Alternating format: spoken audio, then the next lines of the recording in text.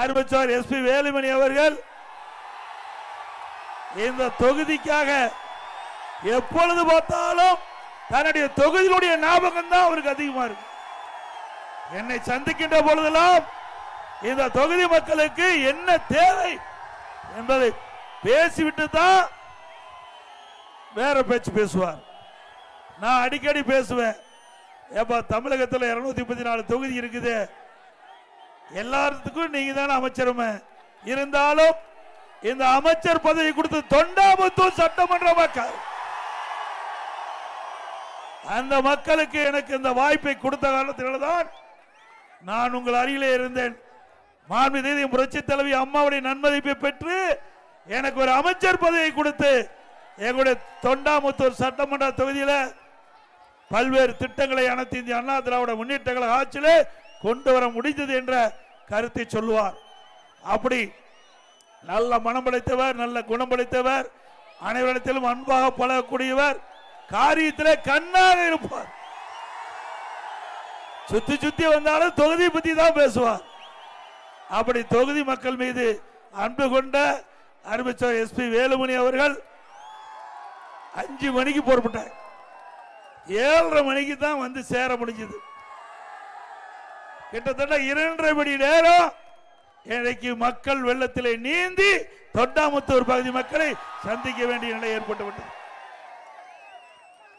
திரு ஸ்டாலின் அவர்கள் குறிப்பிடுகிறார், திராவிட முன்னேற்ற கழகம் அடுத்த ஆண்டு நடைபெற்ற சட்டமன்ற பொதுத் தேர்தலிலே 200 இடங்களிலே வெற்றி பெறுவோம் என்று பகல் கனவு கண்டு கொண்டிருக்கின்றார்.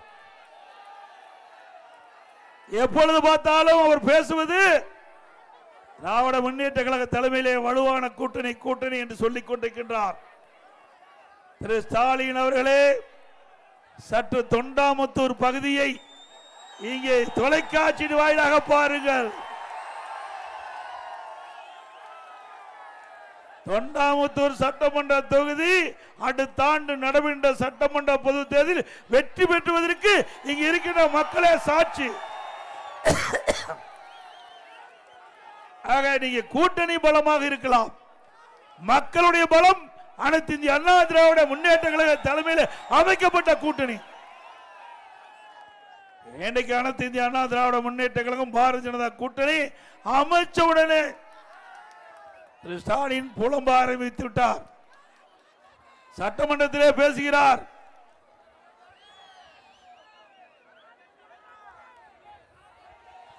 மரியாதைக்குரிய சகோதரர் எஸ்பி வேலுமணி இருந்தார், மரியாதைக்குரிய திருமதி சகோதரி அவர்கள் வானதி சீனிவாசன் அவர்கள் இருந்தார்கள்.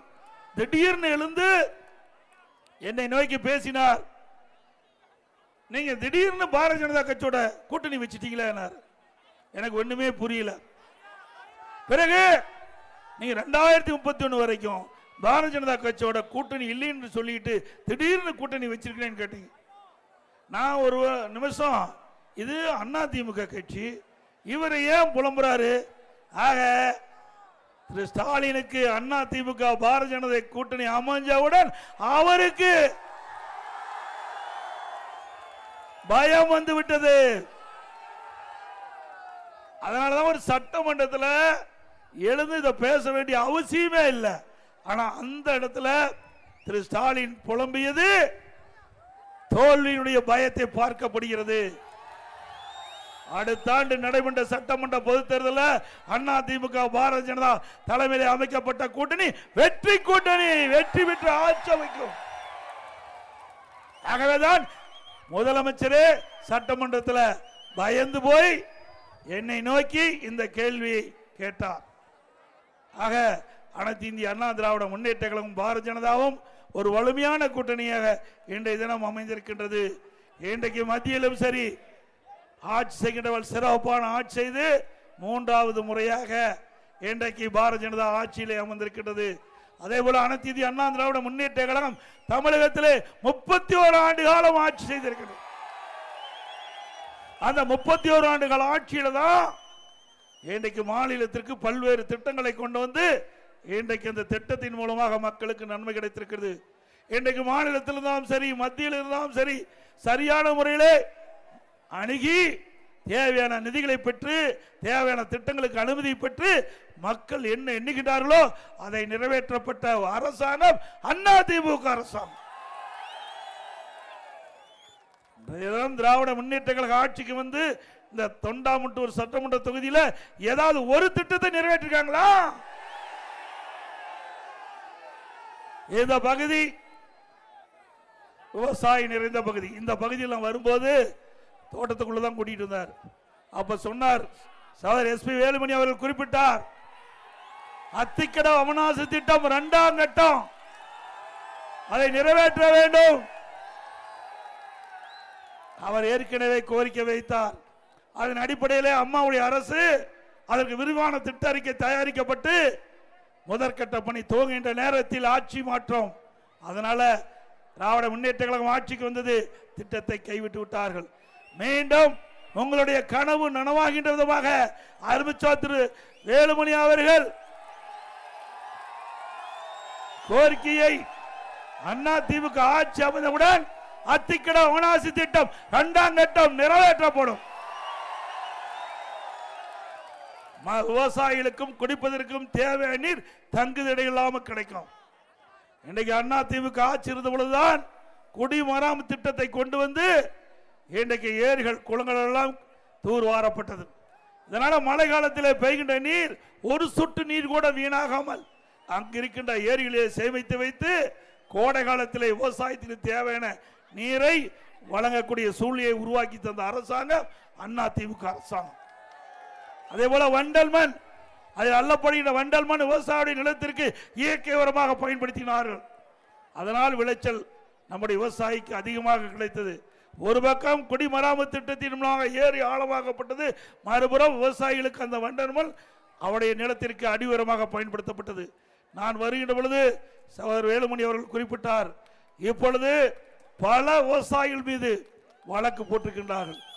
அந்த மண்ணை அள்ளி அங்கங்க இருக்கின்ற விவசாயியுடைய நிலத்தில் இருக்கின்ற மண்ணை அள்ளி அவருடைய பயன்பாட்டுக்கு பயன்படுத்தினால் கூட இந்த விடியா திமுக அரசு அந்த விவசாயிகள் மீது இன்றைக்கு வழக்கு போட்டது மட்டுமல்ல, நிறைய ஃபைன் போட்டுக்கிறாங்க. மீண்டும் அதிமுக ஆட்சிக்கு வந்த பிறகு இதையெல்லாம் பரிசீலித்து சட்டப்படி நம்முடைய விவசாயிகளுக்கு அவருடைய சொந்த தேவைக்கு அங்க அவருடைய தோட்டமோ இல்லது அனுமதி பெற்றோ அந்த வண்டல் மண் அள்ளிக்கொள்ளலாம். அதிமுக ஆட்சி இருக்கின்ற வரை விவசாயிகளும் சரி பொதுமக்களும் சரி தங்களுடைய தேவைக்கு தகுந்த இன்றைக்கு மண் அள்ள கொடுத்தோம், முறையா கொடுத்தோம், முறையா மக்கள் பயன்படுத்துறாங்க. இன்றைக்கு ஒரு லோடு மண் 1000 ரூபாய்க்கு விற்பனை செஞ்சிட்டு இருக்கிறாங்க. இப்படிப்பட்ட அரசாங்கம் வேணுமா உங்களுக்கு?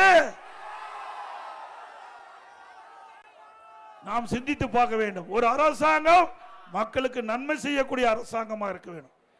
திராவிட முன்னேற்ற கழக அரசாங்கத்தை பொறுத்தவரையும் அவர்கள் எப்பொழுதும் ஆட்சிக்கு வந்தால் ஊழல் செய்வதுதான் அவர்களுடைய முதல் பணி. இன்றைக்கல்ல, திரு கருணாநிதி காலத்திலிருந்து இன்று வரை அந்த கட்சி ஊழல் கட்சியாகத்தான் பார்க்கப்படுது. ஊழலின் ஊற்றுக்கான் இந்தியாவிலே எத்தனையோ மாநிலம் இருக்குது, ஆனால் ஊழலுக்காக கலைக்கப்பட்ட ஒரே அரசாங்கம் திமுக அரசாங்கம்.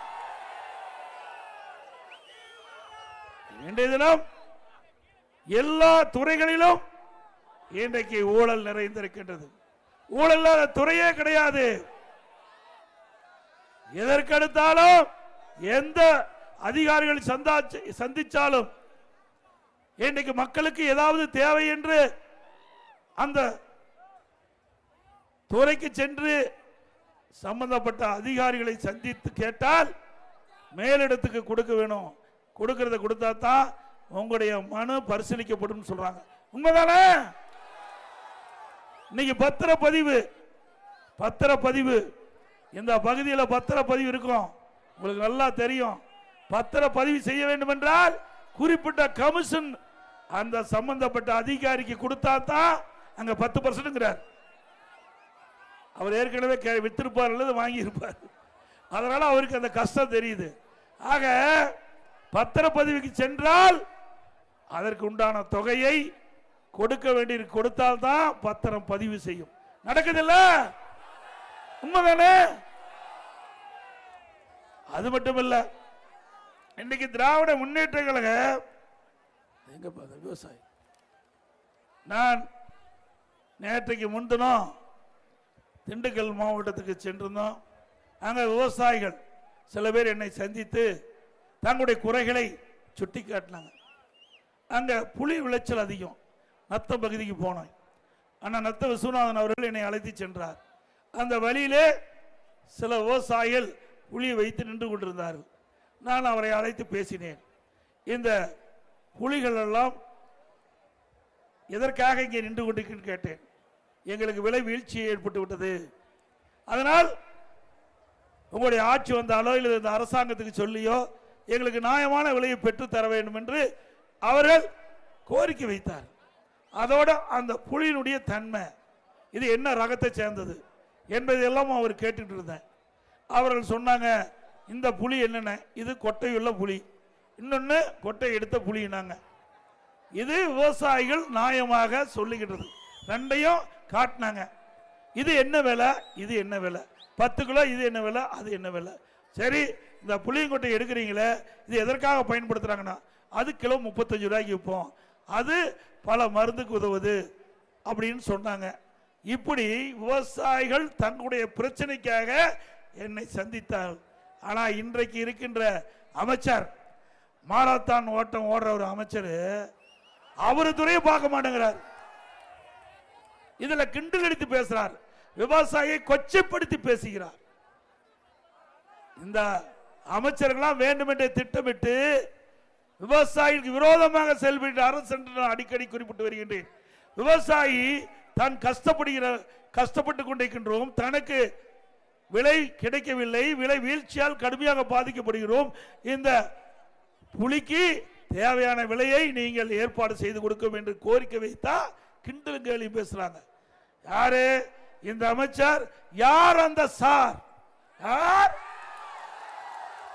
அண்ணா திமுக ஆட்சிக்கு வந்த பிறகு இந்த சாரு எப்படி புலியிலிருந்து புளியங்கொட்டையை எடுக்கப்படும் என்ற விவரத்தை சொல்றேன். இன்னொன்னு, நான் திண்டுக்கல் இருந்து நான் இதுக்கு போயிட்டு இருந்தோம், ஒட்டஞ்சத்திரத்துக்கு போயிட்டு இருந்தோம். ஆத்தூர்ல இருந்து ஒட்டஞ்சத்திரத்துக்கு போயிட்டு இருந்தோம். அப்போ வழியில முருங்கைக்காய் சாகுபடி செய்கின்ற விவசாயிகள் என்னை பஸ் மறிச்சு முருங்கைக்காயை காட்டினாங்க. அதில் இதெல்லாம் என்னமா ரகம், ஒவ்வொரு ரகமும் எவ்வளவு நாளில் விளைச்சல் கொடுக்குன்னு சொன்னேன். அதை கிண்டல் பேசுறார். எடப்பாடி பழனிசாமி முருங்கைக்காயை பார்த்து எவ்வளவு நாள் விளையினா, அதுல ரகம் இருக்குது, ஒவ்வொரு ரகமும் எவ்வளவு நாள்ல விளைச்சல் கொடுக்கும் என்பது விவசாயிக்கு தான் தெரியும். இந்த மாரத்தான் ஓட்டம் ஓடுற அந்த மந்திரிக்கு தெரியுமா? வேண்டுமென்றே திட்டமிட்டு விவசாயிகளை கொச்சைப்படுத்துகின்ற திராவிட முன்னேற்ற கழக கட்சிக்கு அடுத்த ஆண்டு நடைபெற்ற சட்டமன்ற பொதுத் தேர்தலில் தகுந்த பதிலடி கொடுக்கணும். கொடுப்பீங்களா? திரு மா சுப்பிரமணியம் அவர்களே, உங்களுடைய துறையில நிறைய முறைகேடு நடக்குது. இன்னைக்கு ஒரே நிமிஷம், ஏதோ திருடுவாங்க, நகை திருடுவாங்க, பணத்தை திருடுவாங்க. ஆனா கிட்னி திருடுறது எங்கேயாச்சும் பார்த்திருக்கீங்களா? கிட்னியை திருடுற ஒரே கட்சி திமுக கட்சி. திமுக எம்எல்ஏ அவருக்கு சொந்தமான இடம், அதாவது மருத்துவமனை, திருச்சியில சித்தார் மருத்துவமனை, பெரம்பலூர்ல தனலட்சுமி சீனிவாசன் கல்லூரி மருத்துவ, 2 மருத்துவமனையிலையும் அந்த ஆளுங்கட்சி எம்எல்ஏ, ஆளுகிட்ட கட்சி திமுக கட்சி, புகார் வந்து அந்த மருத்துவமனையில் அவர்கள் சோதனை பண்றாங்க.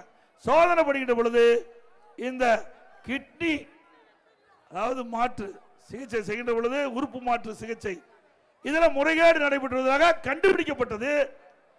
கண்டுபிடிக்கப்பட்ட பிறகு அந்த உறுப்பு மாற்று அறுவை கொடுக்கின்ற அனுமதியை நிறுத்தி வச்சிருக்கிறாங்க. அதுக்கு ஒரு குழு போட்டு அந்த குழு நேரடியாக போய் இந்த முறைகேடை கண்டுபிடிச்சிருக்குது. இதுவரைக்கும் கைது பண்ணல, ஏன்னா திமுக எம்எல்ஏ. ஆக திரு மா சுப்பிரமணியம் அவர்களே, அந்த கிட்னி திருட கண்டுபிடிங்க. யாராவது தப்பு தவறி திமுக காரர் நடத்துற மருத்துவமனைக்கு போயிடாதீங்க.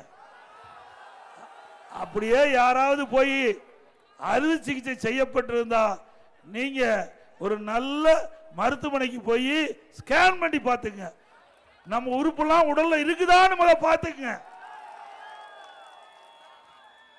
ஏன்னா திராவிட முன்னேற்ற கழக ஆட்சியில் திருடி திருடி எல்லாமே திருடிட்டாங்க. இனிமே திருடுறதுக்கு எதுவும் இல்லை கவர்மெண்ட்ல. அதனாலதான் மக்களுடைய உடல் உறுப்பை திருட ஆரம்பிச்சுட்டாங்க. இப்படிப்பட்ட அவல ஆட்சி வேணுமா? ஒரு ஏழை மக்கள் வறுமையின் காரணமாக அதை மையமா பயன்படுத்தி அவருடைய கிட்னியை முறைகேடாக எடுப்பது எந்த விதத்தில் நியாயம்? நீதிமன்றம் பிடிபிடின்னு பிடிச்சிருக்குது. அந்த நீதிமன்றத்துக்கு இந்த அரசாங்கம் பதில் சொல்லி ஆக வேண்டும். அது மட்டும் இல்ல, நாமக்கல் மாவட்டம் பள்ளிப்பாளையத்தில் ஒரு வறுமையின் காரணமாக ஒரு பெண் அந்த கிட்னியை தானமாக கொடுக்கிறதுக்கு முன் வந்திருக்குது. அந்த மருத்துவமனைக்கு அந்த பெண்மணியை அழைத்திட்டு போய் மருத்துவமனையில் கிட்னி எடுக்கிறதுக்கு போல கல்லீரல் எடுத்துட்டாங்க. எவ்வளவு கொடுமை பாருங்க. வறுமையில் இருக்கிற கொடுமை எதுவுமே கிடையாது. ஒரு மனிதனுக்கு வறுமை தான் கொடுமை. அந்த வறுமையை பயன்படுத்தி இந்த ஆட்சியாளர்கள் ஏழைகளை கொடுமைப்படுத்தி கொண்டிருக்கின்றார்கள். இன்றைக்கு அந்த அம்மா மனம் வந்து தான் கொடுத்ததோ இல்லையோ அது வேறு விஷயம். ஆனால் ஏழ்மையை மையமாக வைத்து பணத்தாசை காட்டி அந்த கிட்னியை அவர்கள் மற்றொருவருக்கு அதை மாற்றுவதற்காக அழைத்து சென்று அதற்கு பதிலாக கல்லீரை எடுத்து விட்டார்கள். இன்றைக்கு அந்த பெண்மணி மிகுந்த கஷ்டத்தில் இருப்பதாக எல்லா பத்திரிகையிலும் வந்திருக்குது, வலைதளத்தில் வந்திருக்குது, தொலைக்காட்சியில் வந்திருக்குது. இப்படிப்பட்ட கேவலமான அரசாங்கம் திமுக அரசாங்கம். ஆமா, அப்படித்தானே? அதோட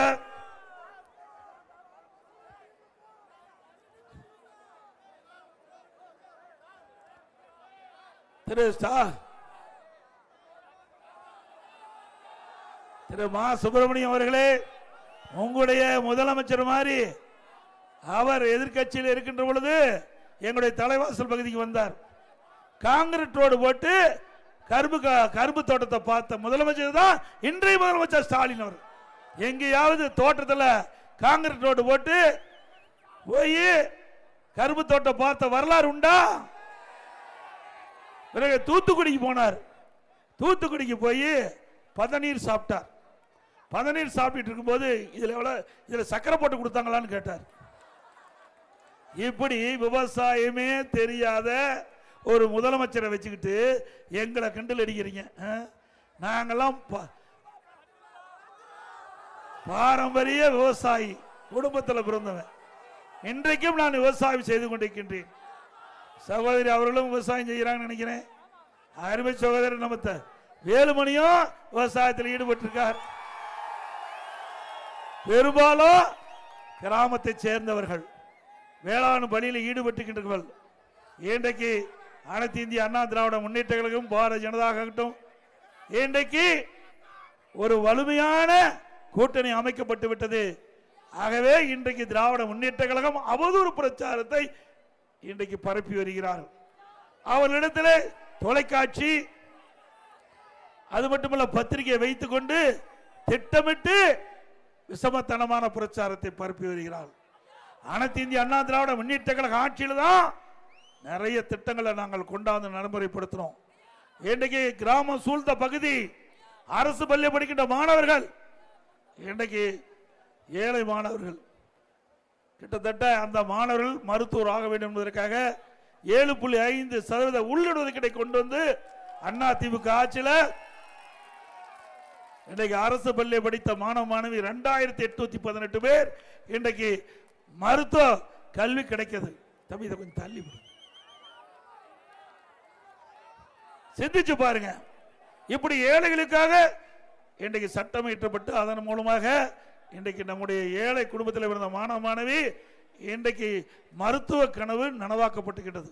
அதோட மாண்பு அம்மா இருக்கின்ற பொழுது அரசு பள்ளி படிக்கின்ற மாணவ செல்வங்களுக்கு திறமையான மாணவர்களாக உருவாக்க என்பதற்காக லேப்டாப் கொடுத்தாங்க. அதையும் இந்த அரசாங்கம் நிறுத்தப்பட்டு விட்டது. மீண்டும் அண்ணா திமுக ஆட்சி மலர்ந்தவுடன் இன்றைக்கு நம்முடைய அரசு பள்ளியில் படிக்கின்ற மாணவ மாணவிகளுக்கு லேப்டாப் கொண்டு வரப்படும் திட்டத்தை கொண்டு வந்து நம்முடைய மாணவ செல்வங்களுக்கு திறமையான கல்வி கிடைக்க செய்யப்படும். அது மட்டுமல்ல,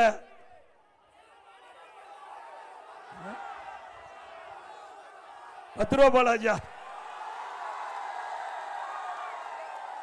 பரவாயில்ல, எங்களை விட உங்களுக்கு நல்லா தெரிஞ்சிருக்குது. தமிழகத்தில் 6000 மதுக்கடையில் இருக்குண்ண. 6000 மதுக்கடையில் பெரும்பாலான மதுக்கடையில் இருக்கிற பார்லாம் நீங்க சொல்ற ஆள் எடுத்துக்கிட்டார். இன்றைய தினம் ஒரு நாளைக்கு திராவிட முன்னேற்ற கழக ஆட்சியில் மதுபான கடையில் 1.5 கோடி பாட்டில் விற்குது. ஒரு பாட்டிலுக்கு ₹10 அதிகமாக கொடுத்தா தான் அந்த மதுக்கடையில் பாட்டில் கிடைக்கும். இப்படி தமிழ்நாட்டில் 1.5 கோடி பாட்டில் விற்பனைனா ஒரு பாட்டிலுக்கு ₹10 ஒரு நாளைக்கு 15 கோடி இந்த மதுபான கடையில் இருந்து மட்டும் திமுக மேலிடத்துக்கு சென்றுட்டு இருக்குது. மாசத்துக்கு 450 கோடி, வருஷத்துக்கு 5400 கோடி, 4 வருஷத்துல 22,000 கோடி கொள்ளையடித்த அரசாங்கம் திமுக அரசாங்கம். அண்ணா திமுக ஆட்சிக்கு வந்த பிறகு இதெல்லாம் முறையா விசாரிக்கப்பட்டு இதில் யார் யாரு தவறில் ஈடுபட்டார்களோ அவர்கள் மீதெல்லாம் சட்ட நீதியாக நடவடிக்கை எடுக்கப்படும். அதோட அண்ணா திமுக ஆட்சி மலர்ந்தவுடன் நம்முடைய ஏழை தொழிலாளிகள், தாழ்த்தப்பட்ட மக்களுக்கு பல லட்சம் மதிப்புள்ள கான்கிரீட் வீடு அற்புதமாக கட்டி கொடுக்கப்படும். இன்றைக்கு அண்ணா திமுக ஆட்சி மலர்ந்த பிறகு ஒவ்வொரு தீபாவளி என்றும் நம்முடைய தாய்மார்களுக்கும் சகோதரிகளுக்கும் அற்புதமான சேலை கொடுக்கப்படும். அதே போல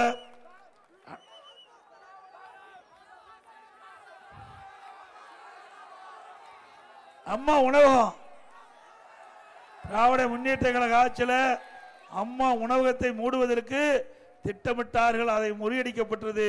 இருந்தாலும் பல நகரத்தில் அம்மா உணவகம் முழுமையாக செயல்பட முடியாத நிலை. அதில் இருக்கிற பணியாளரை குறைச்சிட்டாங்க. அதுக்கு கொடுக்கின்ற பொருள் எல்லாம் தரம் இல்லாமல் கொடுக்குறாங்க. அதனால தரமான உணவு பல அம்மா உணவகத்தில் கிடைக்கல.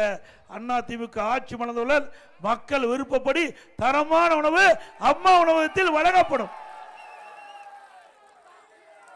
அதே போல திராவிட முன்னேற்ற கழக ஆட்சியில் கடுமையா மின் கட்டணம் உயர்ந்து போச்சு. 67% மின் கட்டணம் உயர்வு. அதாவது உள்ளாட்சியில் இன்னைக்கு பார்த்தீங்கன்னா வீட்டு வரி 100% உயர்ந்தாச்சு. கடவரி 150%. குடிநீர் வரி, குப்பைக்கு வரி போட்ட அரசாங்கம் திமுக அரசாங்கம். அதோட இன்றைய தினம் சுகாதாரத்துறை அமைச்சர் சொல்லுகிறார், இன்னைக்கு அம்மா மினி கிளினிக்க திமுக மூடிட்டாங்க, ரத்து பண்ணிட்டாங்க. நான் எல்லா கூட்டத்திலையும் நாங்கள் பேசி வருகிறோம். இது ஏழை மக்களுக்காக கொண்டு வந்த திட்டம். இந்த அம்மா மினி கிளினிக் மக்கள் அதிகமாக வசிக்கின்ற பகுதியை தேர்ந்தெடுத்து அங்க ஒரு அம்மா மினி கிளினிக் ஆரம்பிக்கப்பட்டு அங்க ஒரு மருத்துவர், ஒரு செவிலியர், ஒரு மருத்துவ உதவியாளர் நியமிக்கப்பட்டு அந்த பயிலுக்கின்ற ஏழை மக்களுக்கு அங்கேயே சிகிச்சை அளிக்கக்கூடிய அற்புதமான திட்டம். முதற்கட்டமா ஒரு வருஷம் தேர்வு செஞ்சு முதல் கட்டமா மக்களிடத்தில் எப்படி வரவேற்பு இருக்கிறது, இந்த அம்மா மினி கிளினிக் மூலமாக மக்கள் எப்படி பயன்பெறுகிறார் என்பதையெல்லாம் கண்டறிவதற்காக ஒரு வருடம் நாங்கள் அனுமதி வாங்கி 1 வருடம் இயங்கப்படும் என்று உத்தரவு போட்டு செயல்படுத்தணும். அடுத்த ஆண்டு திமுக ஆட்சி வந்த உடனே நிறுத்திட்டாங்க. இப்போ அதை வச்சு திராவிட முன்னேற்ற கழகம் நாங்கள் அம்மா மினி கிளினிக்கை மூடிட்டேன்னு சொன்னாங்க. இது மக்களிடத்தில் மிகுந்த வரவேற்பை பெற்றது. ஏழை எளிய மக்கள் தங்கள் பகுதியிலே ஒரு அம்மா மினி கிளினிக் இருந்தால் உடனடியாக போய் அந்த அம்மா மினி கிளினிக்கில் இலவசமாக சிகிச்சை பெறலாம். அந்த திட்டத்தை இவர் ரத்து செய்வதற்கு காரணம், இந்த திட்டம் மிக சிறப்பாக இயங்கிட்டு இருந்தது. இந்த திட்டம் தொடர்ந்தால் அதிமுக கட்சிக்கு நல்ல பெயர் வந்துவிடும். அந்த காரணத்திற்காக அரசியல் கால் பிடிச்சோடு இந்த அம்மா மினி கிளினிக் திட்டத்தை ரத்து பண்ணியிருக்காங்க. மீண்டும் அதிமுக ஆட்சி மலர்ந்தவுடன் 2000 அம்மா மினி கிளினிக்ல 4000 அம்மா மினி கிளினிக் திறக்கணும். என்ன தப்பு? ஒரு அரசாங்கம் மக்களுக்கு சேவை செய்ய, மக்களுடைய பிரச்சனை தீர்க்க, அதுக்கு தான் அரசாங்கத்தை தேர்ந்தெடுக்கிறாங்க. ஆனா திமுக அப்படி அல்ல. மக்களை பற்றி கவலைப்படாத அரசாங்கம். மக்கள் எக்கேடு கெட்டு போனாலும் பரவாயில்ல, ஆனா குடும்பம் வளமா இருக்கணும். அதுதான் திமுக நிலை. ஆகவே அதே போல இந்த பகுதியில் விவசாயி நிறைந்த பகுதி. இன்றைக்கு வன விலங்குகள் யானைகள் அடிக்கடி தங்களுடைய தோட்ட பகுதிக்கு வந்து பயிர்களை சேதப்படுத்துவது மட்டுமல்ல, சில நேரங்களிலே அவருடைய மனித உயிருக்கு ஆபத்து ஏற்படுகிறது. பல உயிர்கள் யானையால் இன்றைக்கு போயிருக்குது. அது மட்டுமல்ல, யானை தாக்கப்பட்டு பல பேர் படுகாயமடைந்திருக்கிறாங்க. அதை தீர்வு காண வேண்டும் என்று அதிமுக ஆட்சி இருக்கின்ற பொழுது அறிவிச்சார் வேலுமணி அவர்கள் எங்களுடைய கவனத்தை கொண்டு வந்தார்.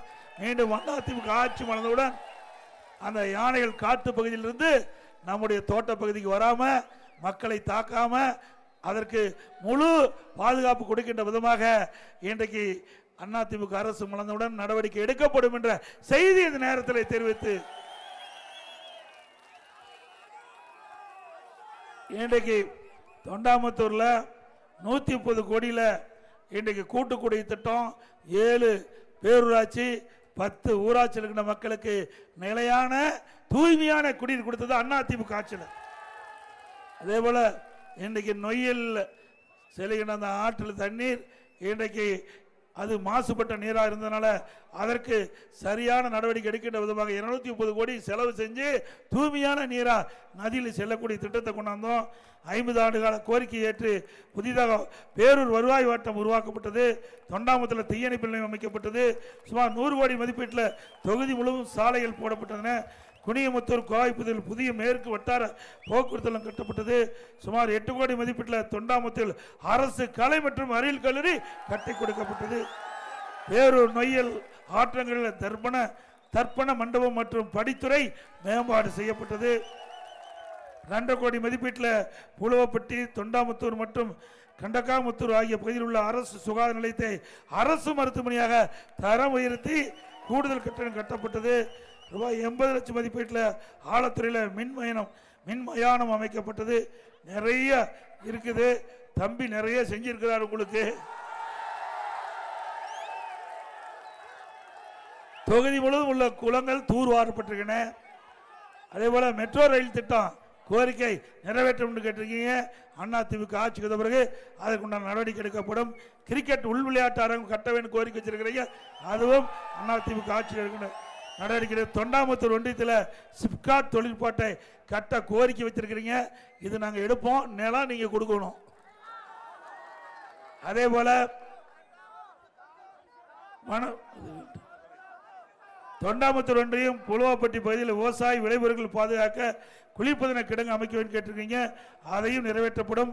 இந்த பகுதியில் தக்காளி, பன்னீர் திராட்சை, சின்ன வெங்காயம் அந்த அதிக விளைச்சலுக்காக அதை பதப்படுத்த வேண்டும் என்று அதற்கு குளிர்பதன கிடங்கு வேண்டும் கேட்டிருக்கிறீங்க.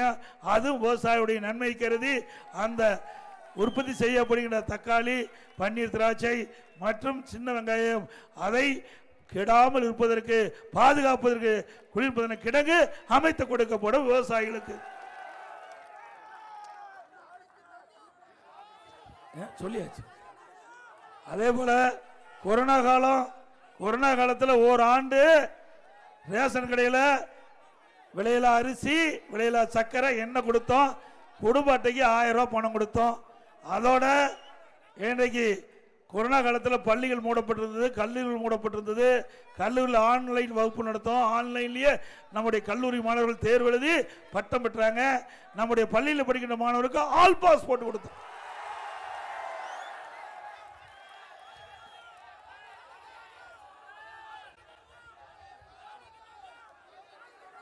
இந்த சிறப்பான நிகழ்ச்சியிலே கலந்து கொண்டு சிறப்பித்த மரியாதைக்குரிய மாநில வழக்கு செயலர் திரு வி.எஸ். சேதுராமன் அவர்களே, திரு தோப்பு அசோகன் அவர்களே, திரு என்.கே. செல்வதுரை அவர்களே, திரு என்.எஸ். கருப்புசாமி அவர்களே, திரு ஜி.கே. விஜயகுமார் அவர்களே, திரு டி.எஸ். சந்திரசேகர் அவர்களே, திரு டி.பி. வேலுசாமி அவர்களே, திரு ராஜா என்ற ராமூர்த்தி அவர்களே, திரு டி. சக்திவேல் அவர்களே, திருமதி மதுமதி விஜயகுமார் அவர்களே, திரு கனகராஜ் அவர்களே, திரு கரடா சுரேஷ் அவர்களே, திரு சுரேஷ் அவர்களே மற்றும் டி. லட்சுமிகாந்தன் அவர்களே, திரு டி.சி. பிரதீப் அவர்களே, திரு கே.எஸ். சங்கர் அவர்களே, திரு சுந்தரராஜ் அவர்களே, திரு ரவி என்கின்ற காளிச்சாமி அவர்களே, திரு கே. கிருஷ்ணராஜ் அவர்களே, திரு பி. ஜெகநாதன் அவர்களே, திரு ஆர். ஆடலரசு அவர்களே, திரு விஜயகுமார் அவர்களே, பாரதிய ஜனதா கட்சியுடைய நிர்வாகிகள், திரு கே. வசந்தராஜன் அவர்களே, திரு சந்திரசேகர் அவர்களே மற்றும் பாஜக மண்டல தலைவர்கள் மற்றும் நிர்வாகிகளே, தமிழ் மாநில காங்கிரஸ் கட்சியை சேர்ந்த நிர்வாகிகளே, தொண்டர்களே, ஐஜே கட்சியை சேர்ந்த நிர்வாகிகளே, இந்து மக்கள் கட்சியை சேர்ந்த நிர்வாகிகளே, தென்னிந்திய பார்வர்ட் பிளாக் கட்சியை சேர்ந்த நிர்வாகிகளே, வரி இருந்து சிறப்பித்த அத்தனை பேருக்கும் என்னுடைய மனமார்ந்த நன்றி.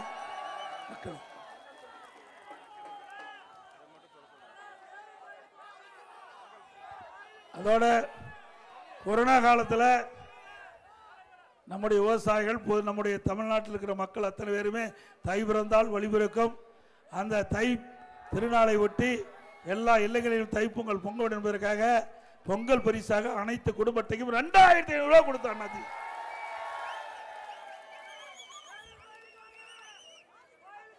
அடுத்த ஆண்டு நடைபெற்ற சட்டமன்ற பொதுத் தேர்தலில் இரட்டை சின்னத்திலே வாக்களித்து வெற்றி பெற செய்யும். மக்களை காப்போம், தமிழகத்தை மீட்போம். மக்களை